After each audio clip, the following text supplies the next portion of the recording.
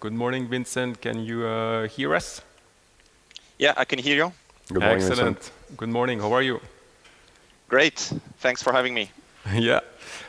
It's great to have you. Did you have a chance to listen to the talk of James? Sure, I did. Okay, I'm sure you know by heart his research, so nothing new to you. I was just telling that your presentation is sort of building up on James' research. Do you confirm that? Yes, indeed, that's a true statement. I confirm that fully. Okay, excellent. Then, without further ado, I'll give you the floor, and Vincent, please. So thanks, Mathieu. So ladies and gentlemen, welcome to my presentation, which will be about satellite broadband security work we have been doing recently at the Cyber Defense Campus. So as James has shown in his previous presentation, this is an important problem to consider because every day there are terabytes of sensitive internet traffic that are being broadcast in clear text over satellite networks, such as emails, unencrypted emails, passport and crew data, credit card informations, or even wind farms control channels. And this is affecting everyone from terrestrial internet users to maritime users or aircraft users. And what we have found in prior research is that it is possible to intercept such traffic using cheap home television equipment from distances of thousands of kilometers. So the motivation of my presentation is really to understand why this is happening and to see if we can offer better solutions than the ones that are offered currently today. So to follow my presentation, you will have to understand how GeoSatellite broadband works. So basically, a geo broadband works as a bent pipe in the sky. A customer beams up a request up to space. The satellite forwards the request to a ground station run by an internet service provider. And the internet service provider converts the satellite traffic to regular IP traffic, routes the traffic across the internet, and takes it back. The response beams that up to space to the satellite, which relays that to the customer. So the important thing to note here is that the satellite, is very far away, about 300,000 kilometers from the Earth's surface. And as a result, the signal propagation time is much higher than in typical terrestrial networks. So we are talking here about the round trip times of 600 milliseconds in an optimal case. And in reality, this round trip time can easily be twice this amount, depending on the location of the customer and the specific designs of the network. So this creates problems, especially for TCP traffic. And this is because of the TCP handshake and the specifics of the TCP congestion control and packet retransmission protocols that were originally not designed for such large round trip times and packet losses, as we found in satellite communication. ISPs today try to fix this problem through middle boxes, known as performance enhancing proxies or just PEPs. There are multiple types of PEPs, but one famous one, which I want to focus on today, are splitting PEPs, which complete the TCP connection on an endpoint that is local to the customer, the internet, or both, such as shown in this diagram. The idea is to establish the TCP handshake terrestrially, making the connection feel much snappier than otherwise. So the problem with security is that this approach violates the TCP end-to-end semantics. Your internet service provider is actually acting in the same way as a man-in-the-middle attacker would, eavesdropping on all your traffic and modifying it to make it feel faster. This requires that you trust your ISP quite a lot, but it also creates problems for using security tools of your own. If you decide you want a VPN to ensure that nobody can listen to your satellite traffic over the air, your VPN will end up hiding that TCP header information to your internet service provider, and you will no longer be able to recognize which packets to acknowledge in order to speed up your connection, making it feel your connection is bad the moment you add up security. So in our research, we found out that this is the main reason why many companies today don't use VPNs, because the performance cost is too high. They may try to impose application layer controls such as TLS everywhere, but they often miss the opportunity or were still leaking information such as DNS queries or other details because they didn't have this one-size-fits-it-all solution.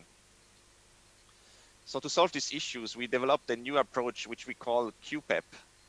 The goal of QPAP is to provide both these TCP optimizations and the security requirements of a VPN. So the design requirements of QPAP are a little bit different than prior work. In particular, we don't trust the internet service provider any longer. Specifically, we want to allow an individual customer, let's say a business subscribing to a satellite service, to encrypt its own traffic, having without having to change, the infrastructure of the service provider. We still want all the performance benefits of a traditional PEP, but we also want the security benefits that you would expect from a traditional VPN. And ideally, we would like the protocols to be open source and also verifiable. So the way we do this is through an architecture that looks like this. There are two software components in a QPAP installation. There is a QPAP client, which sits on the customer's network, let's say on the Wi-Fi router. And there is a QPAP server, which sits somewhere in the internet. For example, in a cloud servers or in the on-premise of an organization. Both of these try to optimize the TCP traffic as much as possible, as does a classical PEP. So QPAP responds immediately to acknowledgements locally and then converts the traffic of the client into a tunnel that is sent over the satellite link encrypted to the QPAP server. We do this through a protocol that is known as QUIC down here to multiplex and encrypt the traffic over the air. Now, there are 4 reasons why we selected QUIC as a protocol to tunnel the traffic. The first is that the traffic is encrypted by default. So we don't need to come up with your own encryption scheme, but we can rely on one that is open and fairly well vetted also. But more importantly than that, the encryption protocol is part of the session initiation design, meaning that we are not doing any additional round trip to exchange extra key material or to agree on cryptographic algorithms that shall be used for that session. We send that along with data in the first couple of round trips. In practice, although QUIC is a transport protocol, it is implemented as an application on top of UDP, meaning that it is compatible with any infrastructure that supports UDP traffic. So ISPs don't need to change their infrastructure or support this kind of traffic for us. Finally, QUIC supports multiplexing, which allows us to achieve even more round-trip efficiencies because we can create meta streams that have the key material for session that can last for hours. And then we can bundle individual TCP connections inside that stream without negotiating individual key exchanges every single time. Thanks to the support from the University of Oxford, we have a first reference implementation that you can download on the provided GitHub link. In addition, the link provides a Docker-based testbed based on the OpenSAND engine, which allows to emulate satellite signals down to the physical layer, and then providing a bunch of convenience features for people who are interested in research and designing secure performance enhancing proxies. So this includes tools to benchmark your own ideas and also to compare your results, your products with other reference implementations. All of this is open source, and I encourage you to check it out and also use it. So we use this toolset to evaluate a variety of simulated experiments. So to begin with, let me show you the performance gains that we can achieve when downloading web pages. As you can see on this graph, QPAP is very good at sending small transactions quickly. This makes sense because the QUIC protocol is able to send data with key material early on, meaning that for small transactions, they can be completed in 1 or 2 round trips. Which means that for web pages, which include a lot of small elements, such as, for example, JavaScript elements, you can download those elements very quickly. Now, as latency becomes less relevant for large transactions, we can see a convergence with existing methods. But for small transactions, QPAP is dramatically faster, even faster than unencrypted PEP that don't take advantage of the QUIC algorithm and rely on other mechanisms for TCP performance improvement. What this means is that when you browse web pages, your page load times are much lower. When we compare across popular websites in the internet, we can see that the QPAP has page load times that are more than half of traditional VPNs, and even significantly reduces page load times over classical PEP, giving you both security and performance benefits along the path. So this doesn't come completely free though. It is important to note that QPAP is not as resilient to packet losses as bespoke satellite PEPs. This is probably because there are a lot of associated costs in reinitiating a quick session if you lose it. We see that for modest amounts of packet losses, something that you would typically expect in a real network. However, there is no problem. But if you go to really lossy situations, we eventually see that traditional PEPs are able to outperform QPAP. So this suggests that we may have some work to do to optimize the quick congestion control algorithm. However, it is important to note here that QPAP still outperforms a classical VPN encryption, meaning that from a security perspective, it is always beneficial to use QPAP. In addition, in real-world practice, it is not clear what this exactly means, because even at high packet loss rates, QPAP has significant advantages as small file transfer, which makes it possible to outperform traditional PEPs in terms of page load times. So finally, you may ask yourself how QPAP provides improvements at newer satellite constellations, which operate in low Earth orbit, such as SpaceX Starlink. So we did some simulations on the Iridium constellation, which is a low Earth orbit constellation, such that the satellites are closer and the delays are also smaller. As you would expect, there is not much improvement from the performance perspective because traditional VPNs perform fairly well in low delay environments. However, QPAP is also not detrimental here and might still offer modest benefits. For example, in smaller constellations with a lot of multi-hop inter-satellite routing, or for constellations that have variable delays like satellites with polar orbits. We also considered the option of modifying the QUIC protocol itself. Because we control the QPAP client and the server, we are not bound to the QUIC specification itself. So we could, for example, change the ACK decimation ratio in QUIC congestion control algorithms in order to improve performance for a specific use case. And we find that it is very likely that changing the decimation rate will improve performance, especially in the case of high packet losses.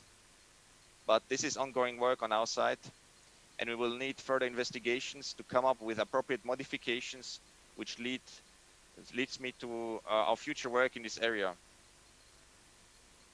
So a first line of future work is to think of deeper ways to tailor the QUIC algorithm, which is, for example, having a 0 round-trip time session initialization, or something like a forward error correction to make it more resilient to packet loss, which seems to be one of the current weaknesses of QPAP. Something that we are going to do next is to evaluate QPAP on the real-world conditions. So for this purpose, we are currently deploying QPAP in our satellite communication lab at the Cyber Defense campus.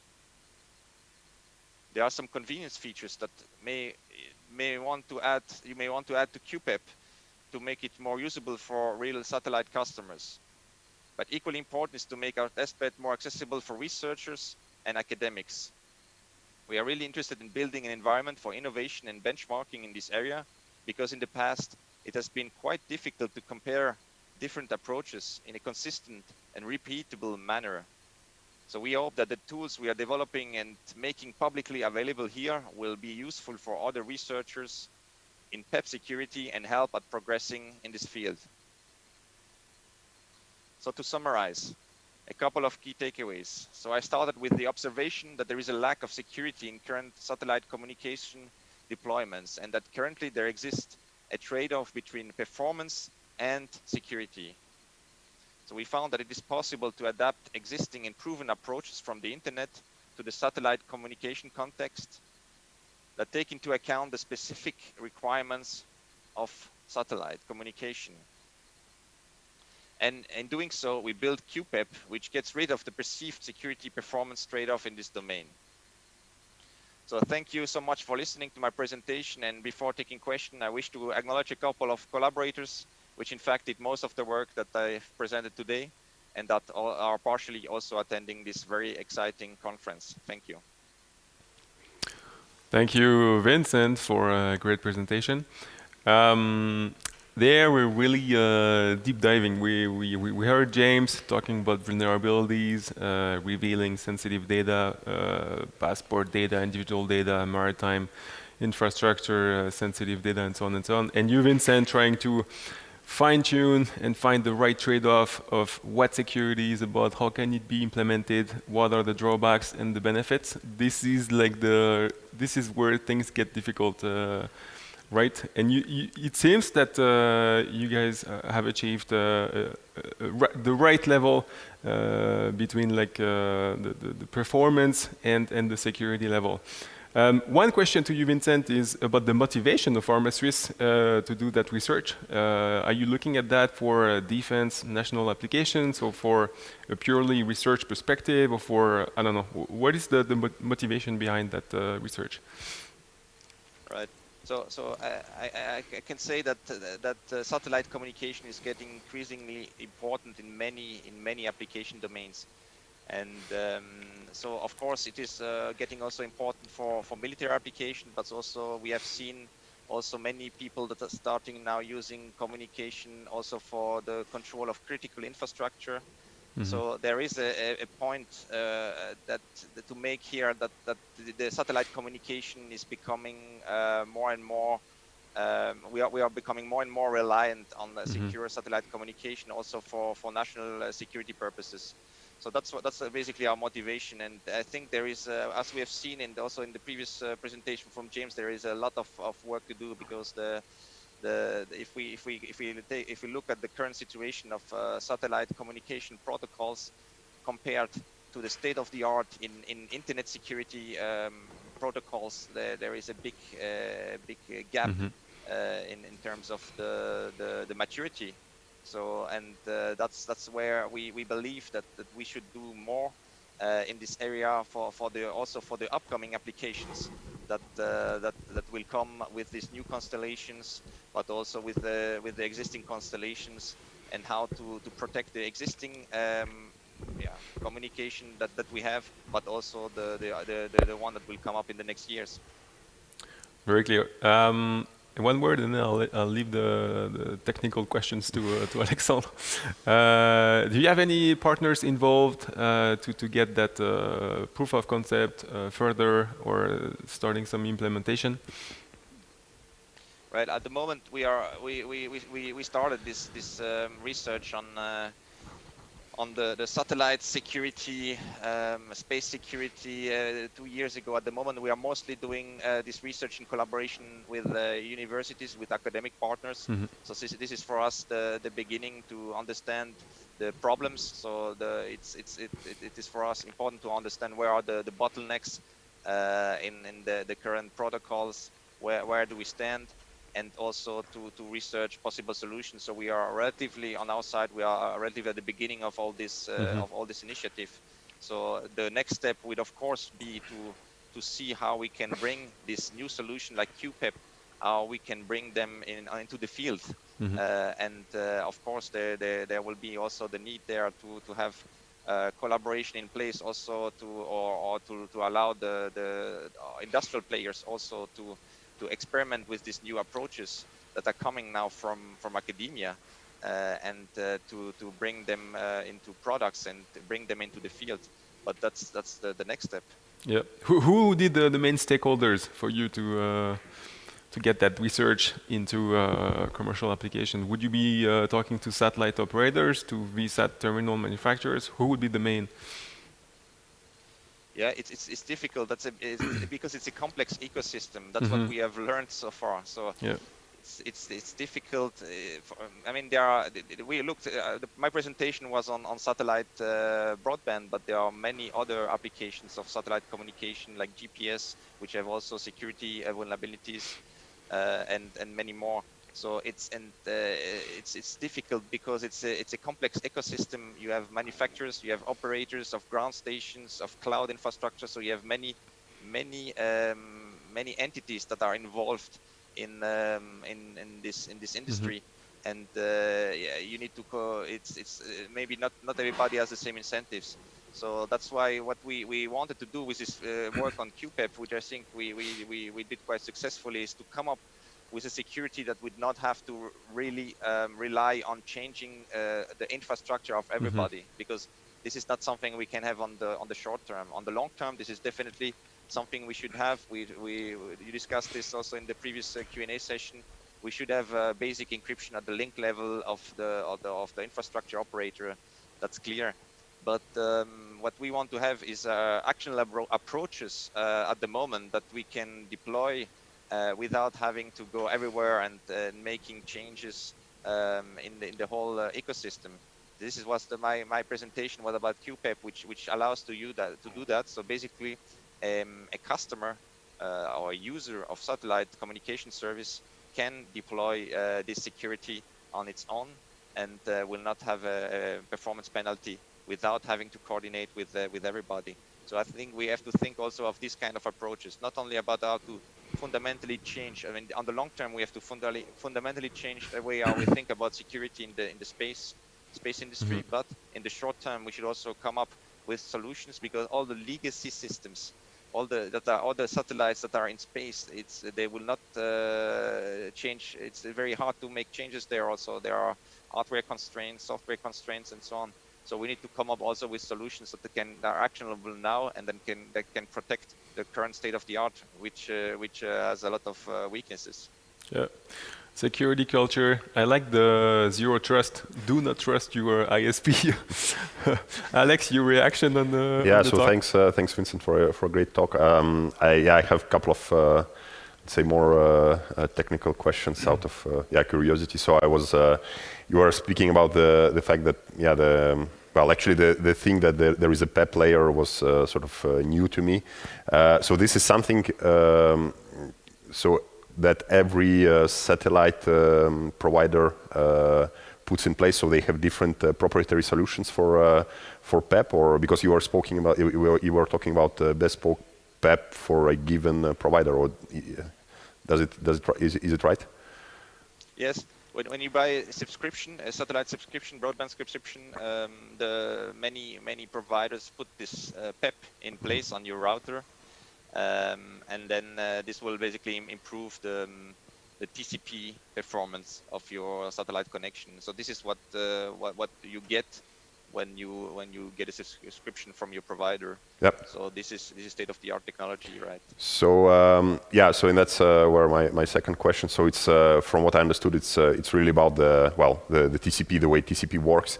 That's why actually if we put let's say an encryption layer or VPN layer on top, PEP doesn't work anymore, or let's say that it has some issues. So that means that with UDP things work actually still with let's say with the satellite PEP, or so if I do like pure UDP connection, the performance will be better.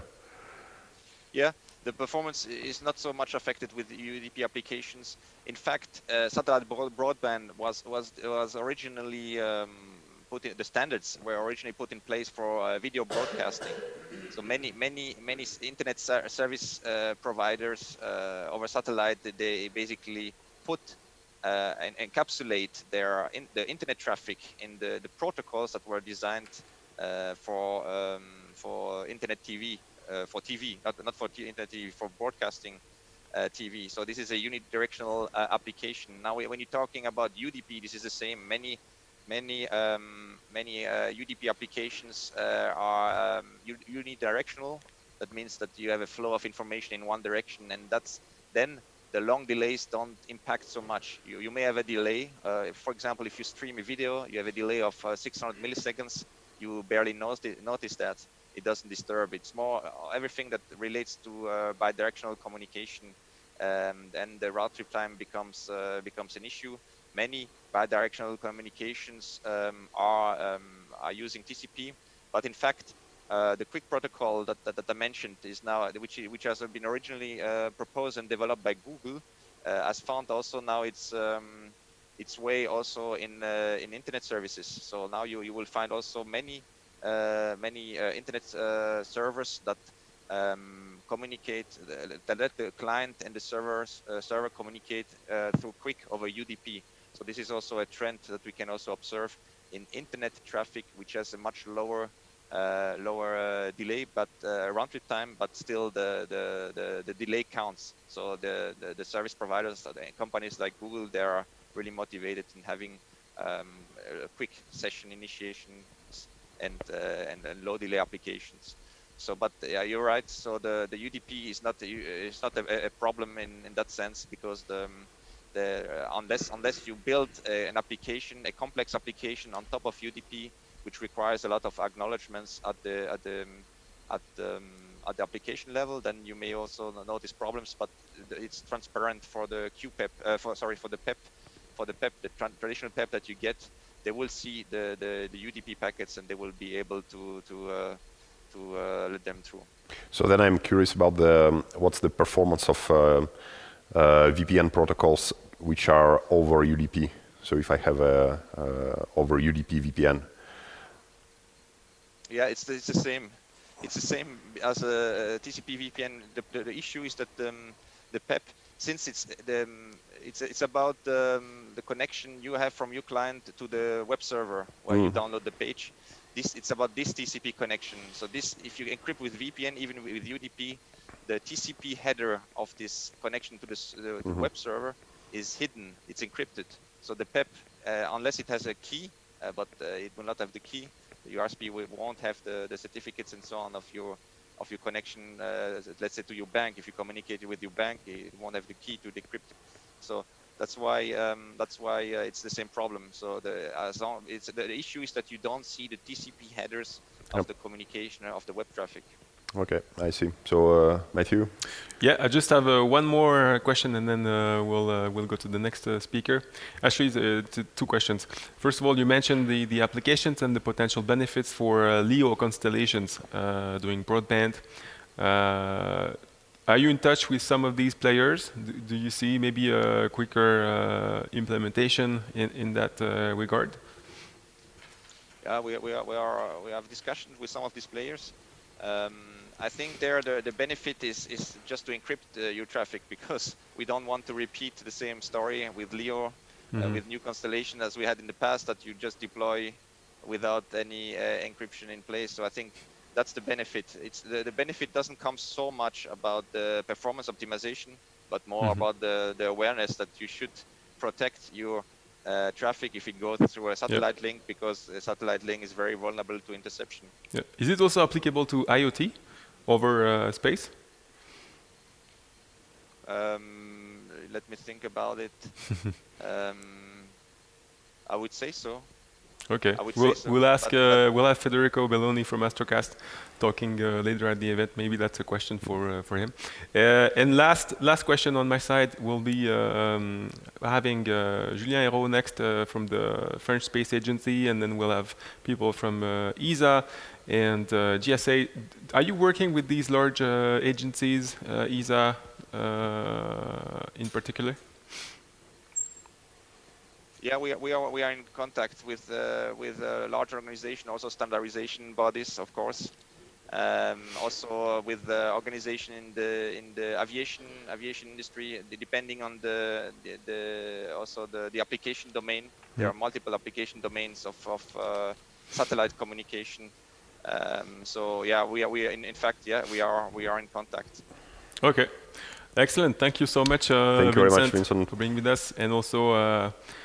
Proudly representing Switzerland. We have a couple of speakers from Switzerland, so we're glad also to promote the research that is done in Switzerland. Thanks again for being with us at CYSAT 2021. Yeah, thanks also for having me. Thank you. Bye-bye. Bye-bye. Thank you.